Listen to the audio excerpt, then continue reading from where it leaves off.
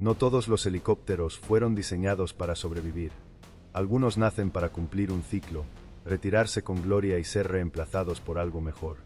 Pero hay uno, que simplemente se niega a morir. El Mi-8 no es el helicóptero más rápido del mundo. Tampoco es el más elegante, ni el más blindado, ni el más moderno. De hecho, para muchos, ni siquiera debería seguir volando. Y sin embargo, ahí está. Sobre desiertos, selvas, cordilleras heladas, ciudades en guerra, bases secretas. Aún vuela, aún transporta, aún ataca, aún sobrevive. Más de 17,000 unidades fabricadas. Cientos de variantes. Más de 80 países. Y una sola reputación. Es imposible de detener. ¿Cómo es posible que una máquina diseñada en los años 60 aún siga vigente en guerras del siglo XXI? ¿Y si lo que lo hace tan especial no es su tecnología, sino su brutal simpleza? El Mi-8 no nació para ser icónico. Nació porque la URSS necesitaba algo que pudiera hacerlo todo, resistir todo y llegar a todas partes. Y en el proceso, creó algo más que un helicóptero. Creó una leyenda invisible. Puede que no lo notes en los noticieros. Puede que no tenga documentales de Hollywood ni videojuegos con su nombre. Pero si alguna vez estuviste cerca de una zona de guerra, una zona remota o un lugar donde nadie más puede llegar, probablemente el Mi-8 ya había pasado por ahí. Y tú, ahora que estás aquí, ahora que comienzas a descubrir la historia detrás de esta bestia incansable, tal vez empieces a entender que no se trata de glamour, ni de récords. Se trata de otra cosa, resistencia. Y quizás, solo quizás, después de conocer su historia, no vuelvas a mirar un helicóptero del mismo modo. Antes de comenzar, ¿por qué no te suscribes y te unes a nuestra comunidad de apasionados por la aviación? Aquí descubrirás la historia detrás de los aviones más legendarios, las innovaciones que revolucionaron el vuelo y las hazañas de los pilotos que desafiaron los cielos. Mientras lo haces, activa la campana de notificaciones para no perderte ninguna de nuestras increíbles historias. A principios de los años 60, la Unión Soviética tenía un problema. Su ejército era enorme, su ideología expansiva, su frontera interminable, pero su capacidad de transporte aéreo era dolorosamente limitada. El Mi-4, el helicóptero en uso entonces, había hecho lo que pudo, pero ya no alcanzaba. Era lento, ruidoso, débilmente armado y no podía cubrir la escala de operaciones que el Kremlin empezaba a exigir. Y los soviéticos sabían lo que se venía. El mundo no se dirigía hacia la paz. La Guerra Fría se estaba volviendo caliente en decenas de rincones: Cuba, África, el sudeste asiático. Se necesitaba una solución. Así que el gobierno ordenó a la oficina de diseño de Mikhail Mil crear un nuevo helicóptero. Uno que pudiera transportar tropas, equipos, suministros. Uno que pudiera aterrizar en cualquier lugar, en cualquier clima, a cualquier hora. Uno que no fallara. Pero eso no era todo. El nuevo helicóptero tenía que ser también adaptable. Porque los soviéticos no pensaban construir un modelo para cada necesidad. Querían un solo casco, para 1000 funciones. Un helicóptero que pudiera servir de ambulancia, de arma, de puente aéreo, de laboratorio si hacía falta. Y para colmo, tenía que ser barato. Mikhail Mil y su equipo aceptaron el reto. Diseñaron algo ancho, de líneas simples, sin adornos. Le dieron un doble motor para mayor empuje y seguridad. Una puerta lateral descomunal para desembarcos rápidos. Y un sistema de tren de aterrizaje fijo, sin florituras, que pudiera absorber impactos duros en tierra. No se diseñó pensando en belleza. Se diseñó para sobrevivir. ¿Y si esa fue la clave de todo? En 1961, el primer prototipo del Mi-8 despegó. Los primeros vuelos fueron toscos. Los ingenieros tomaban nota de cada sacudida, cada vibración, cada detalle. Pero había algo allí, algo que no tenían los demás. Una voluntad interna de resistir. Poco a poco, fueron puliendo el diseño. Agregaron potencia. Mejoraron los controles. Le dieron capacidad de carga para más de 20 soldados. Y cuando el aparato estuvo listo, no hubo vuelta atrás. Los militares lo probaron. Y descubrieron que podían hacer cosas con el Mi-8 que antes solo soñaban. Aterrizar en zonas heladas, en barro, en desiertos. Volver con los motores a medias. Sobrevivir impactos de fusilería. Volver a despegar sin ayuda externa. Y lo más importante, poder repetirlo todos los días. ¿Qué pasa cuando una máquina empieza a demostrar que puede hacer más, sin que se lo pidan? Eso fue el inicio de todo. El Mi-8 no solo cumplió con lo que se le pidió, superó las expectativas. Y tú, si fueras parte de un ejército que necesita presencia en todo el continente, si tuvieras que elegir entre potencia, estética o confiabilidad, ¿te arriesgarías con una obra de ingeniería brillante pero frágil, o elegirías una bestia simple que nunca te deja atrás? Esa fue la pregunta que se hicieron, y la respuesta fue unánime. El Mi-8 no era perfecto, pero era nuestro, y eso bastaba.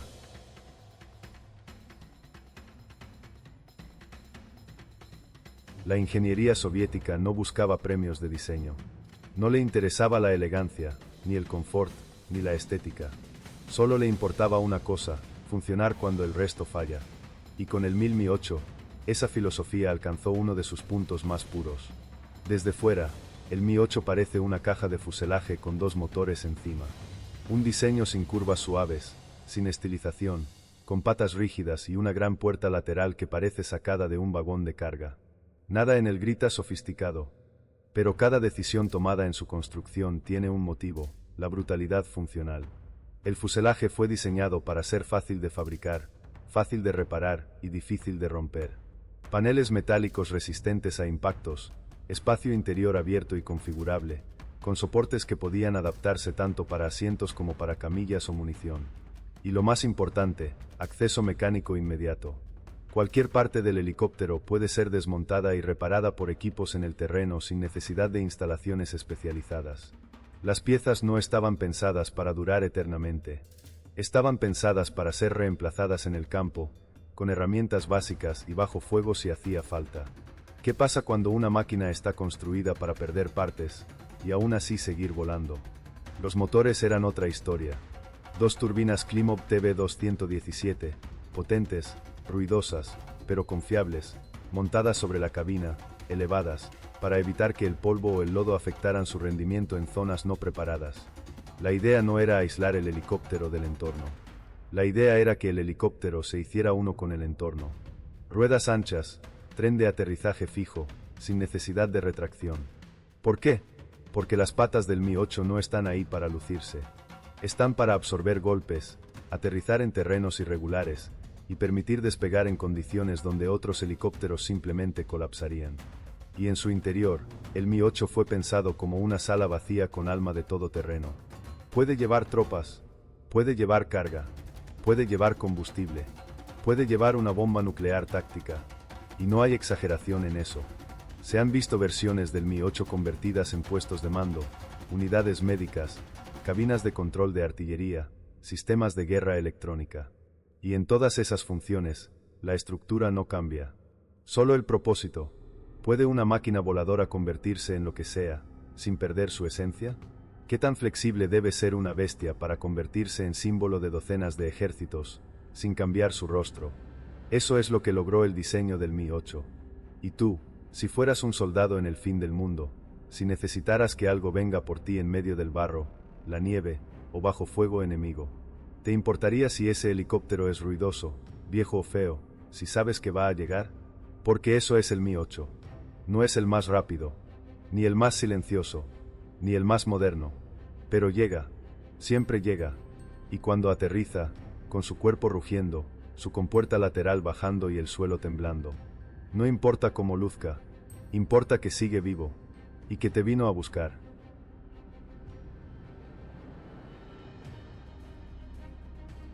Afganistán no fue solo una guerra, fue una tumba para aeronaves. El terreno era traicionero, el clima extremo, el enemigo invisible y el fuego constante. Las montañas eran trampas, los valles, emboscadas. Y cada helicóptero que despegaba, sabía que no tenía garantía de regresar. Ahí, en ese escenario despiadado, fue lanzado el Mi-8.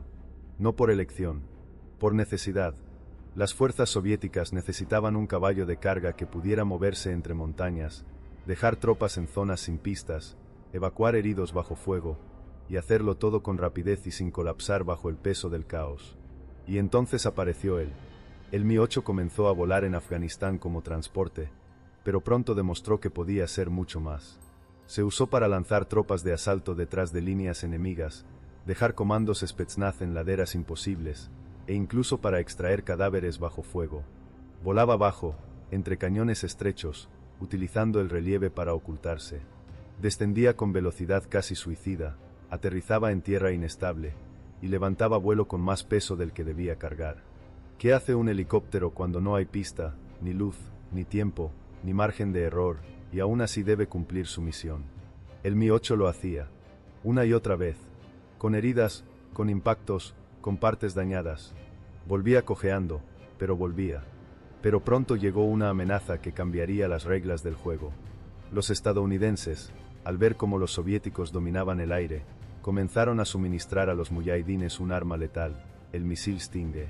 Portátil, guiado por calor, preciso, y entonces, los cielos dejaron de ser seguros. Los Mi-8 comenzaron a caer, uno tras otro. Los pilotos sabían que no podían detenerse en el aire por más de segundos.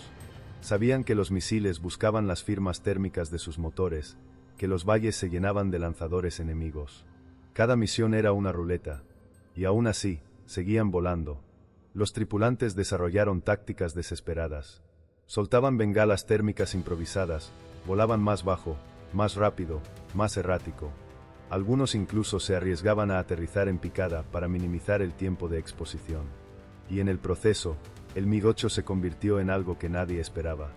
Una extensión del piloto. Una criatura de supervivencia. ¿Cómo se convierte una máquina en símbolo de valor, cuando todo a su alrededor se viene abajo? Los soldados en tierra lo sabían. Si escuchaban el sonido grave del Mi-8, sabían que había una oportunidad. De escapar, de reforzar, de sobrevivir. Y el enemigo también lo sabía. Disparar a un Mi-8 no era solo un acto militar. Era un mensaje. Y derribarlo, un triunfo propagandístico. Pero por cada uno que caía, otro llegaba. Y tú, si estuvieras atrapado en un desfiladero, sin refuerzos, con enemigos rodeándote, si oyeras ese sonido de rotor retumbando entre las piedras, acercándose a toda velocidad, ¿no sentirías que la guerra, por un instante, se inclina a tu favor? Porque eso era el Mi-8 en Afganistán. No solo un helicóptero, una promesa de que aún no todo estaba perdido. Y cuando volvió a su base, con metralla en los costados, con humo en el escape, con heridos en su vientre, nadie preguntaba cómo lo logró, solo agradecían que lo hizo.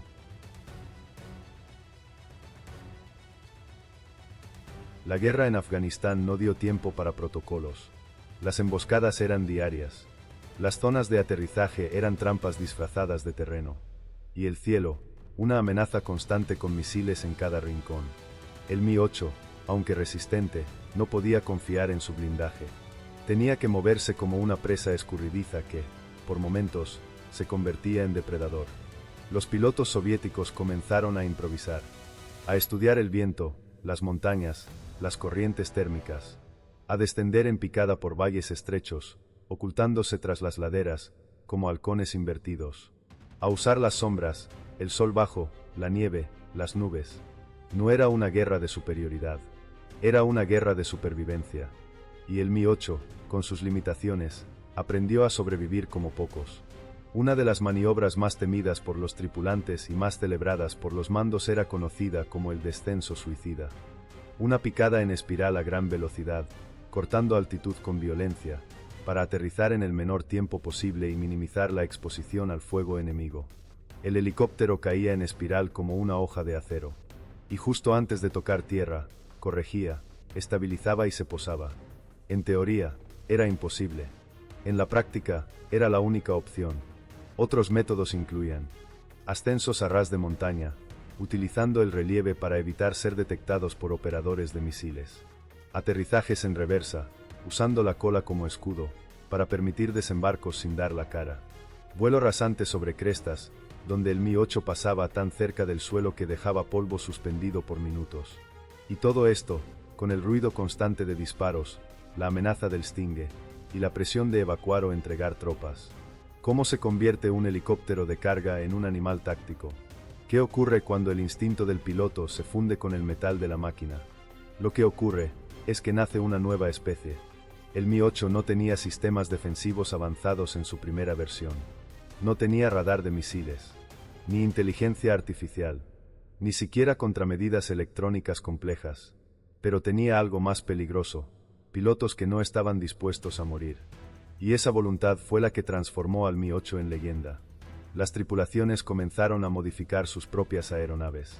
Añadían lanzadores de bengalas improvisados. Forraban el piso con chalecos antibalas. Instalaban pantallas de humo o lanzaban granadas defensivas desde las puertas laterales. Cada Mi-8 se convirtió en una criatura distinta, un reflejo de quienes lo volaban. Y tú, si estuvieras sobrevolando una zona caliente, sabiendo que cualquier sombra podría dispararte, si tuvieras en tus manos una nave que no fue hecha para la guerra, pero que se negó a morir, ¿no harías todo lo posible para que cada aterrizaje cuente como un triunfo? Porque eso era lo que hacían. Cada maniobra no era solo una técnica, era una declaración, una rabia mecánica, un grito de metal que decía: no me caí hoy, y mañana tampoco.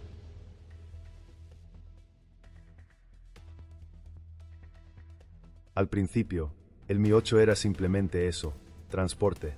Subir soldados, bajar soldados, evacuar, reabastecer, un caballo de carga del cielo. Pero pronto, los estrategas soviéticos comenzaron a ver algo que cambiaría todo. El enemigo ya no se sorprendía por el Mi-8. Lo veía como parte del paisaje. Y esa era la oportunidad perfecta. ¿Qué pasa cuando un helicóptero que todos creen rutinario, de pronto se convierte en una amenaza mortal? Así nació el Mi-8 como caballo de Troya aéreo. Un helicóptero común, con intenciones muy poco comunes. En apariencia, todo igual, mismo fuselaje, mismos colores, mismos ruidos. Pero en su interior, lo que transportaba ya no eran tropas regulares, ni cajas de suministros. Ahora llevaba comandos Spetsnaz, operadores de inteligencia, unidades de sabotaje, o directamente, muerte disfrazada. El Mi-8 comenzó a utilizarse para misiones que requerían aterrizajes sigilosos, en zonas remotas, detrás de líneas enemigas. A veces, ni siquiera aterrizaba. Se deslizaba lo suficiente para que saltaran hombres armados con órdenes de destruir y desaparecer. Otras veces, fingía ser un helicóptero civil o humanitario, y, en segundos, abría fuego con ametralladoras pesadas ocultas o liberaba una carga de soldados por la puerta lateral. El enemigo nunca sabía cuándo mirar con miedo, porque el mismo helicóptero que ayer trajo ayuda, hoy podía ser el que traía su final. Y si el verdadero poder no está en la fuerza, sino en la ambigüedad, eso fue lo que el Mi-8 ofreció. Flexibilidad táctica, capacidad de disfraz, y algo que ningún helicóptero enemigo podía replicar: familiaridad peligrosa. Porque todos lo conocían, todos lo habían visto volar, y por eso, lo subestimaban, hasta que era demasiado tarde. Una de las tácticas más temidas era la infiltración nocturna con luces apagadas, usando visión nocturna o simple navegación táctica por puntos. Los Mi-8 entraban bajos, sin señal, sin identificación, tocaban suelo por segundos y volvían al aire antes de que alguien pudiera dar una orden. A veces, el enemigo ni siquiera se daba cuenta de que algo había pasado, hasta que ya era irreversible. Explosivos, documentos robados, altos mandos eliminados, infraestructura saboteada, y el helicóptero ya estaba lejos. Y tú, si estuvieras en una zona de guerra, si escucharas ese mismo zumbido grave que has oído 1000 veces, si vieras al Mi-8 posarse como siempre, sin aspavientos, ¿te acercarías tranquilo, o retrocederías con el estómago helado, preguntándote qué hay dentro esta vez? Porque ese fue el nuevo poder del Mi-8. La incertidumbre se convirtió en el helicóptero más predecible. Y, por eso mismo, el más inesperado.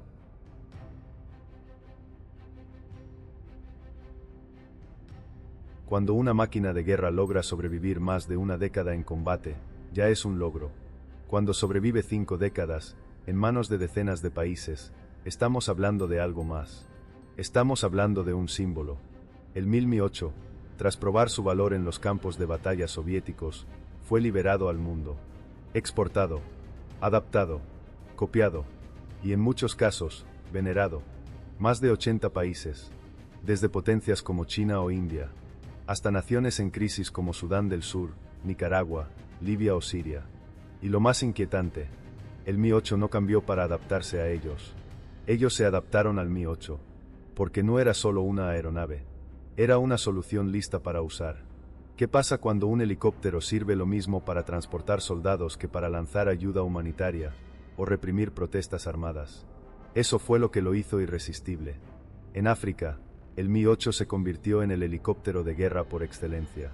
Los conflictos regionales, las operaciones de paz, las crisis humanitarias, todos usaban el mismo aparato. Podía volar con calor extremo, aterrizar en pistas improvisadas, ser cargado por mecánicos sin acceso a repuestos originales, y aún así, funcionar. En América Latina, fue usado tanto por gobiernos como por insurgentes. En algunos países, volaba con emblemas oficiales. En otros, sin marcas, como una sombra mecánica surgida de la selva. En Nicaragua, en los años 80, el Mi-8 fue símbolo del poder aéreo sandinista. Y en Colombia, se utilizó para transporte de tropas y reabastecimiento en zonas de difícil acceso. En Asia, lo adoptaron tanto aliados de Moscú como rivales pragmáticos. China, Corea del Norte, India, Irán, todos lo vieron y dijeron lo mismo. Esto funciona. Y no se trataba solo de guerra. El Mi-8 también se convirtió en helicóptero presidencial, en ambulancia aérea, en plataforma de rescate para catástrofes naturales, en helicóptero de la ONU en zonas de crisis. El mismo fuselaje que transportó soldados armados también transportó niños heridos. El mismo rotor que cubrió bombardeos, también cubrió evacuaciones civiles. ¿Puede una sola máquina cargar con tantos rostros, tantas banderas, tantas funciones contradictorias, sin perder su identidad? Sí, el Mi-8 no juzga. El Mi-8 solo vuela. Y tú, si tuvieras que elegir entre comprar una flota costosa de helicópteros modernos con mantenimiento delicado, o traer desde Rusia una máquina que puedes adaptar a todo, reparar con herramientas simples y mantener volando con pura voluntad, ¿realmente lo dudarías? Porque eso fue lo que pensaron decenas de países. Y por eso, el Mi-8 sigue siendo el helicóptero más utilizado del planeta. Lo usan quienes se enfrentan, lo usan quienes negocian, lo usan quienes atacan, y también quienes rescatan. Y eso, en tiempos de guerra y de paz, lo convierte en algo único. No es solo versátil, es indispensable.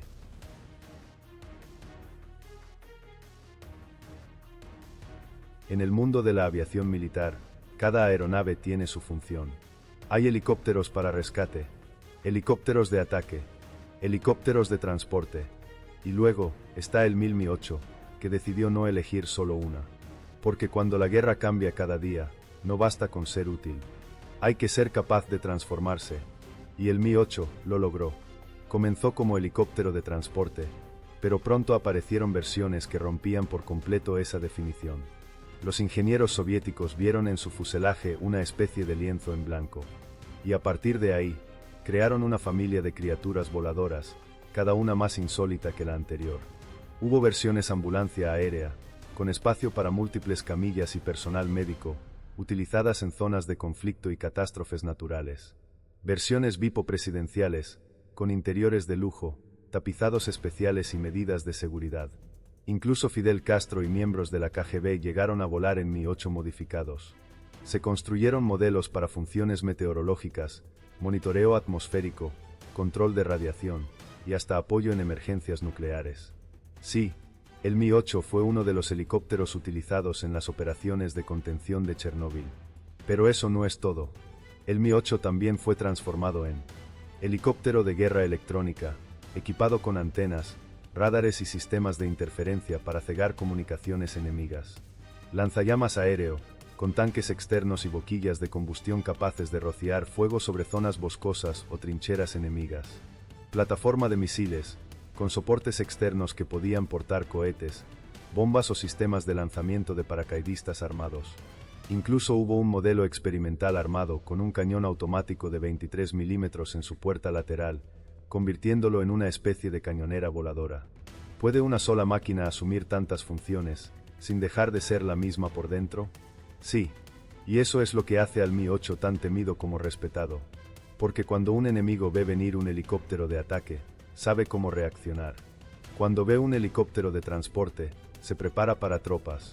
Pero cuando ve un Mi-8, no tiene idea de lo que viene dentro. Y eso es aterrador.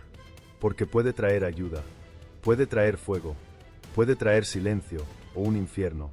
Y tú, Si supieras que el mismo helicóptero que hoy aterriza con suministros mañana puede volver armado con un lanzallamas, ¿seguirías viéndolo como el mismo?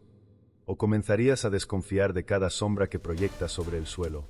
El Mi-8 se convirtió en un disfraz con alas, una criatura sin forma fija, una solución en constante evolución. Y eso lo hace más que un helicóptero, lo convierte en una idea que vuela.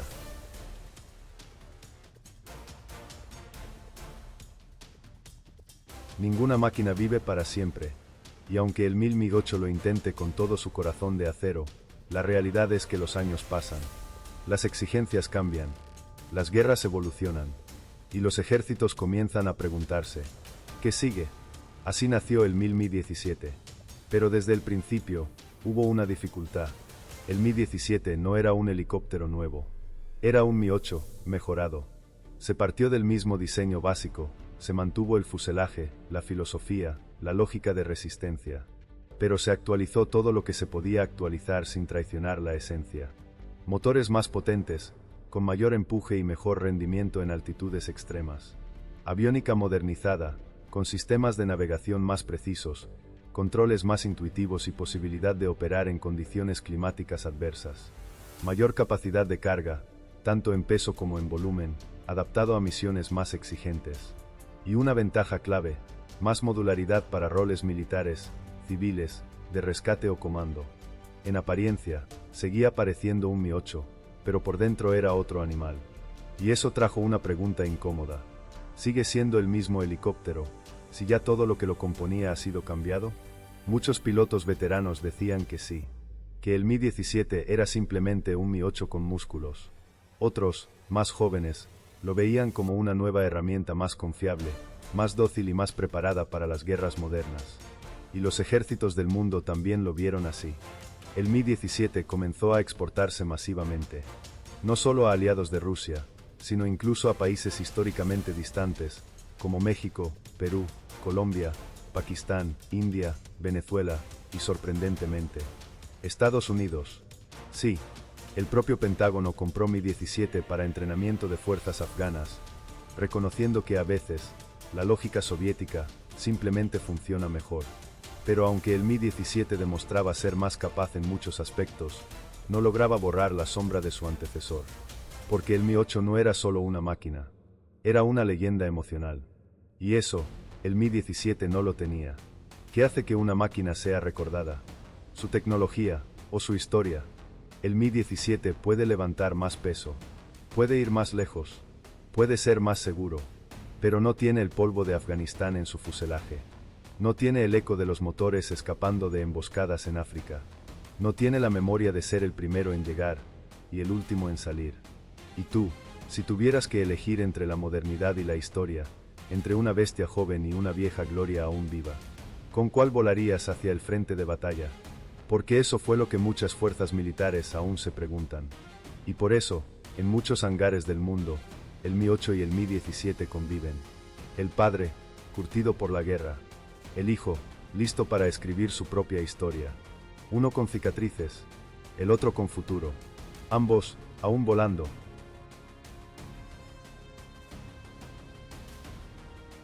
La mayoría de las máquinas nacidas en los años 60 están en museos. Pintadas, pulidas, congeladas en el tiempo. El Mi-8 no. El Mi-8 no es una pieza de museo. Es un veterano que aún trabaja. Y lo hace en los conflictos más modernos, más letales, más caóticos del siglo XXI. En Siria, el Mi-8 fue parte del despliegue ruso desde el primer momento. Volando sobre desiertos, transportando comandos, lanzando fuego sobre posiciones rebeldes, evacuando heridos. Y lo hacía al lado de drones, cazas supersónicos y misiles de precisión. Era como ver a un oso entre tigres. Y aún así, ninguno lo ignoraba. Porque cuando el polvo se alza, cuando las carreteras están destruidas, cuando no hay pista ni logística, el Mi-8 aún es el primero en llegar. En Ucrania, volvió a escena en medio de uno de los conflictos más complejos del siglo.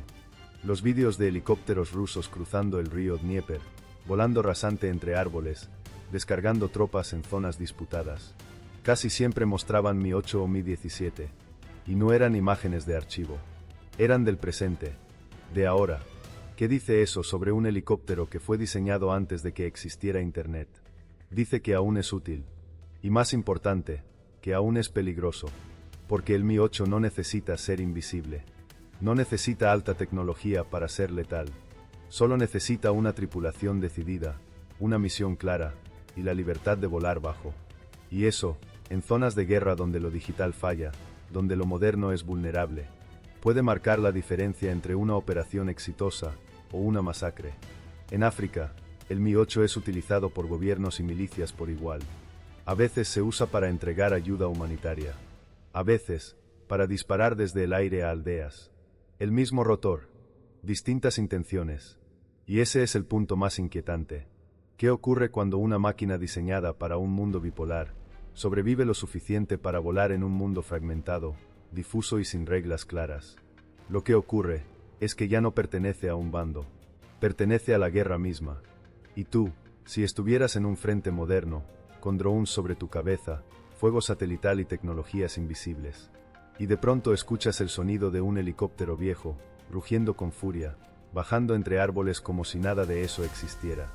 No entenderías, en ese momento, que hay enemigos que no necesitan novedades para seguir siendo una amenaza, porque eso es el Mi-8 en la guerra moderna.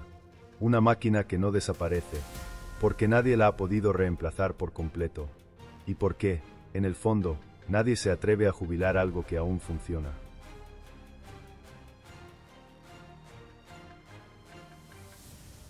El Mi-8 nunca fue el más bonito, nunca fue el más moderno, ni el más rápido, ni el más silencioso, ni el más barato a largo plazo. Y sin embargo, nunca se fue, mientras otras aeronaves brillaron y desaparecieron, mientras generaciones de helicópteros entraban y salían del inventario de los ejércitos. El Mi-8 siguió ahí, aterrizando en polvo, despegando con fuego, volando herido, volviendo siempre. Se construyeron más de 17,000 unidades. Se adaptó a más de 50 funciones diferentes. Participó en conflictos en más de 30 países. Y aún hoy, sigue siendo parte activa de operaciones militares, civiles y humanitarias. Pero nada de eso explica su longevidad. Lo que lo explica es otra cosa. Lo que lo explica es que fue construido con una mentalidad distinta. Una mentalidad que no buscaba lo perfecto, sino lo confiable.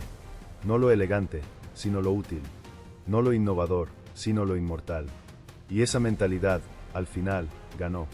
Porque el Mi-8 no fue diseñado para vender revistas de aviación. Fue diseñado para hacer el trabajo, cuando nadie más puede hacerlo. Y lo ha hecho, durante más de 50 años. En la nieve, en el barro, bajo misiles, en selvas, en desiertos, y ahora, en ciudades modernas, rodeado de tecnología que ni existía cuando él fue creado. ¿Cómo se entierra a una máquina que aún vuela? ¿Cómo se reemplaza algo que sigue cumpliendo cada misión? La respuesta es simple. No se reemplaza, se deja que siga. Y eso es lo que el mundo ha hecho con el Mi-8. Dejarlo seguir, hasta que decida apagarse solo, o hasta que el último rotor caiga, no por desgaste, sino por historia. Y tú, que llegaste hasta aquí, que recorriste sus batallas, sus formas, sus adaptaciones, sus sombras, ¿no sientes que, en el fondo, el Mi-8 no es solo una máquina? Es una idea, una forma de ver el mundo, una prueba de que la perfección no siempre gana. Pero la constancia, es así.